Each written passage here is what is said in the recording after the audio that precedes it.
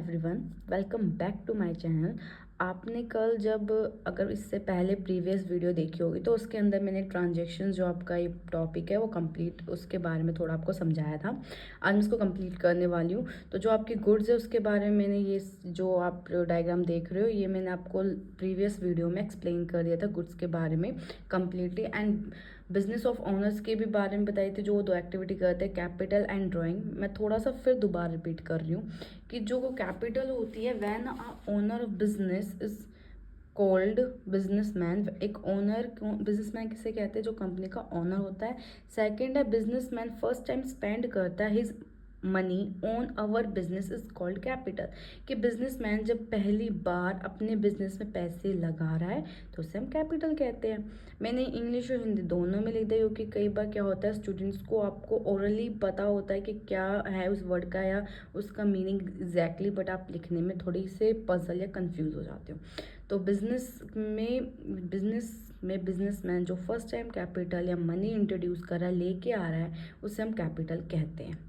बीच में जो पैसे लगाता है हम उसको इन्वेस्टमेंट बोलते हैं। एंड नाउ सेकंड जो है आपकी वो है ड्राइंग। अब मैंने साथ में लिखा भी कि but businessman again spend his money on our business is called investment. अगर बिजनेसमैन दोबारा अपने बिजनेस में पैसे लगा रहा है तो वो इन्वेस्टमेंट होती है ना। अब ड्राइंग की बात करते हैं तो ड्राइंग क्या होती है कि जब बिजनेसमैन ड्रॉ करता है some amount for business is called drawing. वो जब बिजनेस से कुछ पैसे निकाल रहा है बिजनेसमैन तो उसे हम ड्राइंग कहते हैं। साथ में नीचे आपको एक छोटा सा डायग्राम शो हो रहा होगा कि बिजनेस और businessman both are different identity.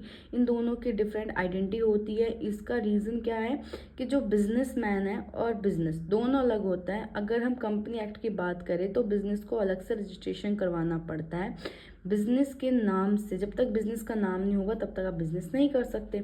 तो बिजनेसमैन जो होता है वो ऑपरेट करता है और बिजनेस क्या है उसकी हेल्प करता है कि जो आपको लोगो मिलता है, आइडेंटिटी मिलती है। कल मैंने आपको एग्जाम्पल भी दिया था आपके स्कूल का ही, बिकॉज आप स्कूल में स्टडी कर रहे हो तो मैंने इसलिए स्कूल का एक एग्जाम्पल दिया कि अगर आपकी जो प्रिंसिपल मैम है आपके रिपोर्ट कार्ड पर जब तक वो साइन नहीं करेंगी तो वो रिपोर्ट कार्ड अनवैलिड रहेगा। ऐसे ही जब तक प्रिंसिपल मैम के पास, वो प्रिंसिपल मैम आपकी तभी है ना कि तब वो स्कूल मतलब रिपोर्ट कार्ड के वहाँ साइन करता है, तभी पता चलता है कि हाँ वो आपकी प्रिंसिपल मैम है। तो सेम कि बिजनेस उन्हें आइडेंटिटी देता है और बिजनेसमैन बिजनेस को आइडेंटिटी देता है, क्योंकि एक्चुअल में वर्क तो वही करता है। तो ये एक दूसरे पे इंटर डिपेंड हो सकते हैं, बट इनकी आइडेंटिटी दोनों की अलग अलग होती है। नाउ बात करते हैं ट्रांजेक्शन्स की। तो आपको क्लियरली आई होप दिख रहा होगा कि परचेज गुड्स फ्रॉम यश।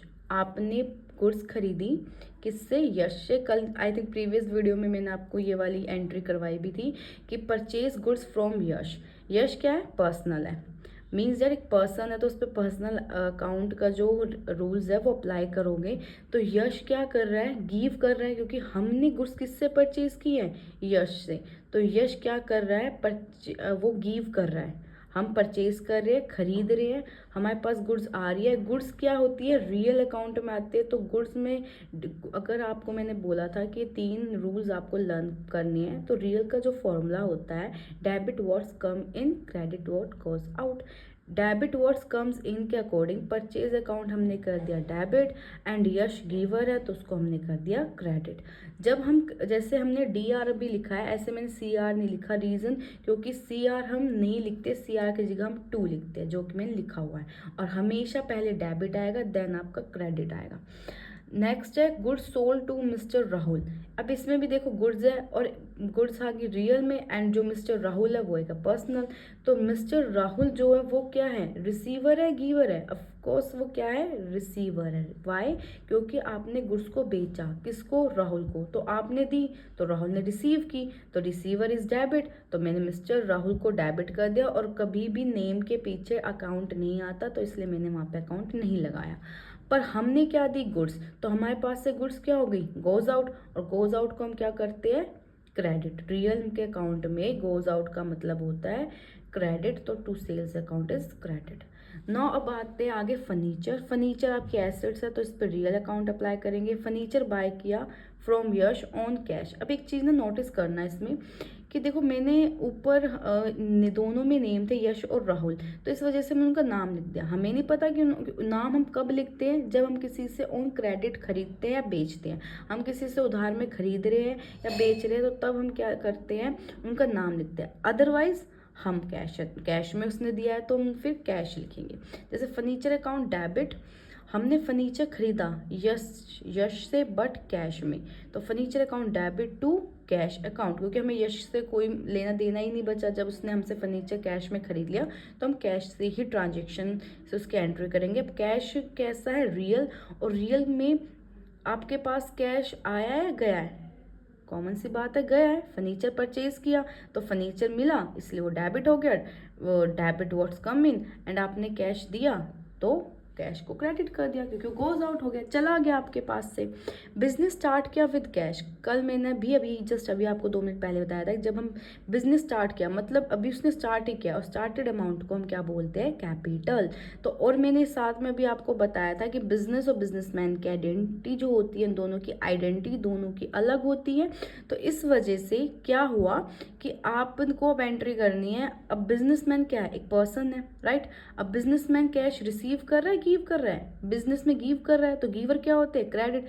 अब हम बिजनेसमैन का नाम तो लिखेंगे नहीं क्योंकि उसने फर्स्ट टाइम कैश जो इंट्रोड्यूस किया, लेके आया है, तो हम टू क्या कर देंगे, कैपिटल अकाउंट, क्योंकि बिजनेसमैन एक पर्सन है और पर्सन अकाउंट के रूल के अकॉर्डिंग क्रेडिट द गिवर होता है, तो हमने टू कैपिटल अकाउंट से उसकी एंट्री कर दी और कैश अकाउंट को डेबिट कर दिया। बिजनेस के अंदर क्या आया है, कैश आया है, ठीक है।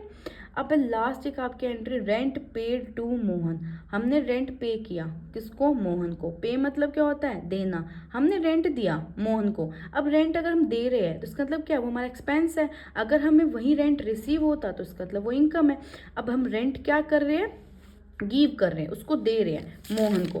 अभी आपने एक नॉमिनल में हमने देखा था debit all expenses and losses, कि हम डेबिट जो जितने भी हमारे पास एक्सपेंसेस हैं उनको डेबिट करते हैं। तो रेंट हमारा ऑफ कोर्स एक्सपेंसेस है, तो इसलिए हमने रेंट को क्या कर दिया, डेबिट। अब मोहन पे लगाते हैं पर्सनल रूल, तो पर्सनल रूल के अकॉर्डिंग क्या हो रहा था कि पर्सनल में जो गिवर होता है उसे हम करते हैं क्रेडिट और जो रिसीवर होता है उसे हम करते हैं डेबिट।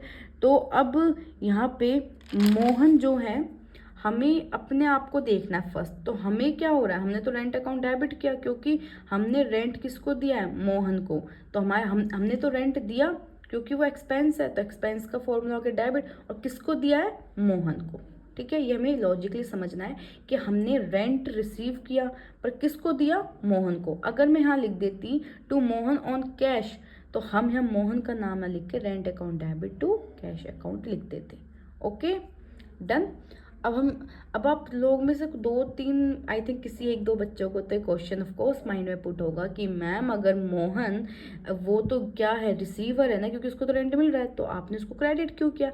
हमने इसलिए मोहन को क्रेडिट किया क्योंकि ऑफ कोर्स हमें जब भी हम एंट्री करते हैं तो हम मोहन से पहले हम खुद को देखेंगे हम क्या कर रहे हैं, क्योंकि अकाउंट्स हम अपना मेंटेन कर रहे हैं, हम अपने बिजनेस का अकाउंट बना रहे हैं, उनके बिजनेस का अकाउंट नहीं बना रहे हैं। और मोहन क्या है, हमने उसको पैसे दे दिए, तो हमने तो उसको गिव किया है ना, रेंट हमारा एक्सपेंस था, उसको डेबिट कर दिया, और किसको दिए, टू मोहन को, क्योंकि वो गिवर, वो रिसीवर था। बट हमें यहाँ पे दिखाना पड़ता है, हम अपनी एंट्री देखेंगे, अपने आप को, हमें अपने अकाउंट मेंटेन करने, मोहन के अकाउंट्स मेंटेन नहीं करनी।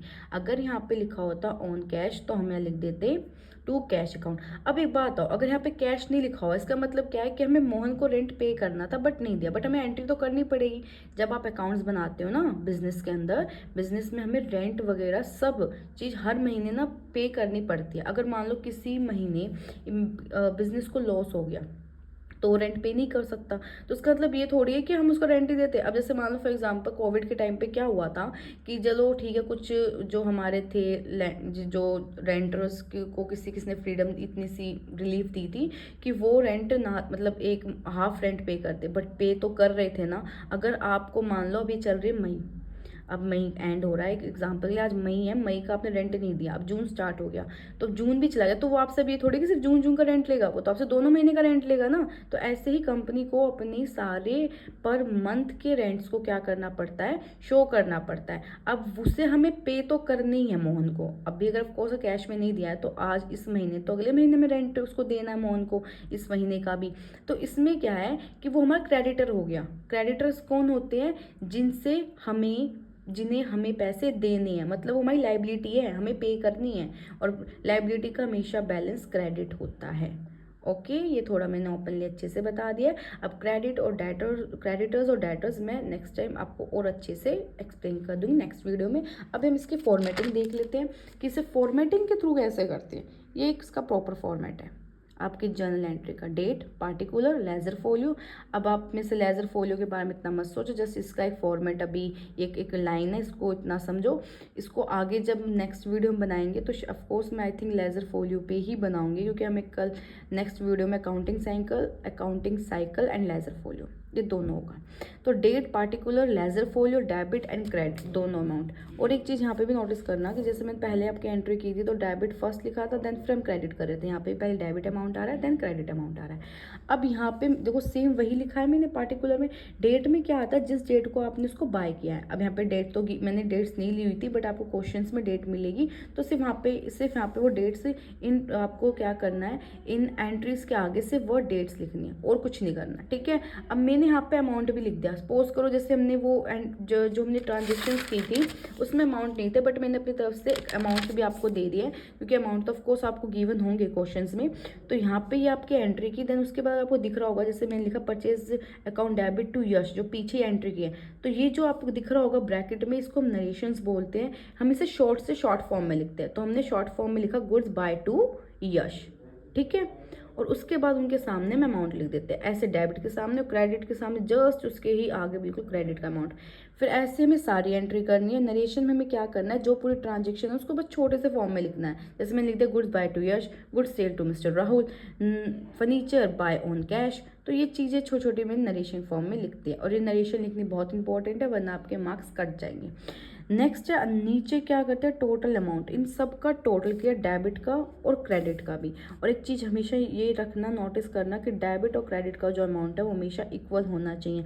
अगर डेबिट और क्रेडिट का अमाउंट इक्वल नहीं है, इसका मतलब आपने कहीं ना कहीं मिस्टेक कर दी है। अभी हम सिंगल एंट्री कर रहे हैं, मीन्स डैट ये मतलब डबल एंट्री सिस्टम है, बट अभी आपकी जो सिंपल एंट्री थी, नेक्स्ट मैं आपको कॉन्ट्रा एंट्री भी सिखाऊंगी, ठीक है।